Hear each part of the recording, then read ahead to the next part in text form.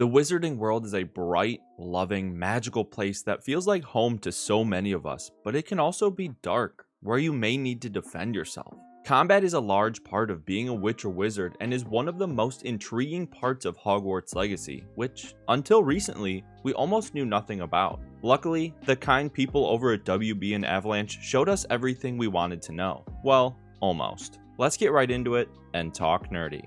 I'm going to break this video into 3 sections. Briefly describing combat, and yes, I actually mean briefly, the things I liked about combat, and also my concerns. This video will not be a super deep dive into each of the combat mechanics, so if that's what you're looking for, I'll link some of those down in the description below if you want a more extensive breakdown. Also, feel free to use the timestamps below to skip around. Hogwarts Legacy combat is like fencing from a great distance. Game director Alan Tu said that this is what he thought when watching the Harry Potter movies and wanted to bring it to life in Hogwarts Legacy.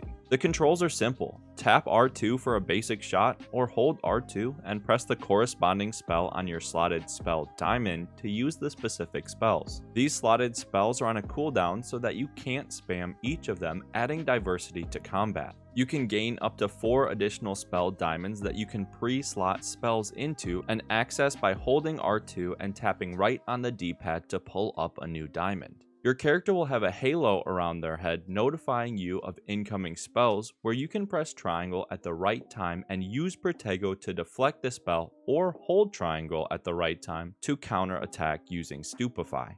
There is also a dodge roll, quick heal with potions, and what looks like your special or ancient magic attack meter, but they didn't really talk about those. Obviously, these controls are on PlayStation, so if you play on another console or PC, the controls will be slightly different.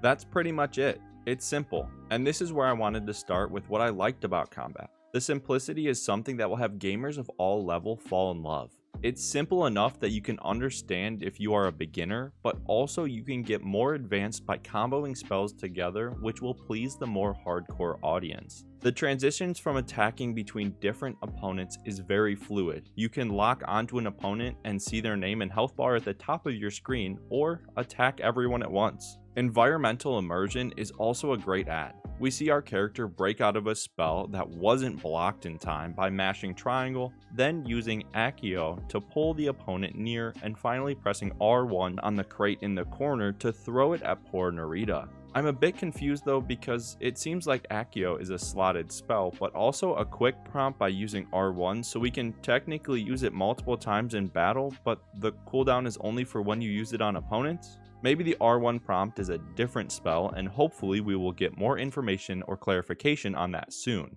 Overall, I like being able to use the environment. The speed and fluidity of combat and sheer complexity, or lack thereof, is intriguing. It adds that choice to gameplay that WB and Avalanche have been talking about. But as much as I love what they showed on combat so far, I do have my concerns. Only 2 of them, and they may have solutions already, but I still do have concern. I made a whole video on this a few months ago, but my biggest concern is lack of opponent initiative during combat. Every time we see combat, it looks improved, but what I mean by this is enemies standing around when they could all be attacking you at once. It's almost like they are each waiting their turn to get a crate thrown at them. After playing God of War Ragnarok recently and experiencing the unforgiving nature of how many enemies attack you at once, and having to truly strategize who to eliminate first and how to avoid all incoming attacks, Hogwarts Legacy seems a bit off. Now, game director Alan Tu did mention that this was made to be like fencing, which is more of a defensive combat style, so it makes sense. But I think this could be fixed with difficulty options if implemented correctly. Oftentimes, increasing difficulty will just increase the amount of opponents, raise the type of opponent from grunt to heavy, or increase the overall health. But if Avalanche could make the enemy smarter or more aggressive, this would fix my biggest concern. We know that there are 4 difficulty options, so I'm hopeful that this will be fixed. My second so-called issue is for a very niche audience. Enemies have what looks like a shield charm around their body, which needs to be broken by a certain color-matched spell. The spells on the colored diamond are associated with a type of spell that can break the colored shield surrounding the enemy. Awesome mechanic. It has been done in numerous games, but for those of you like myself that are colorblind, it can be an issue. Yes, this can be fixed by colorblind mode in the settings, but oftentimes the 3 to 5 presets available don't match every style of colorblindness as it's on a spectrum. I hope WB and Avalanche add similar accessibility features to all types of quote-unquote disabilities like God of War that has over 60 different settings. This would clean up the second concern I have and make combat almost flawless.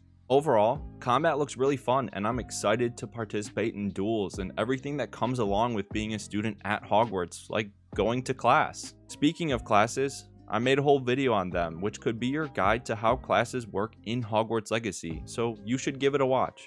Thank you for watching, I'll see you in the next video.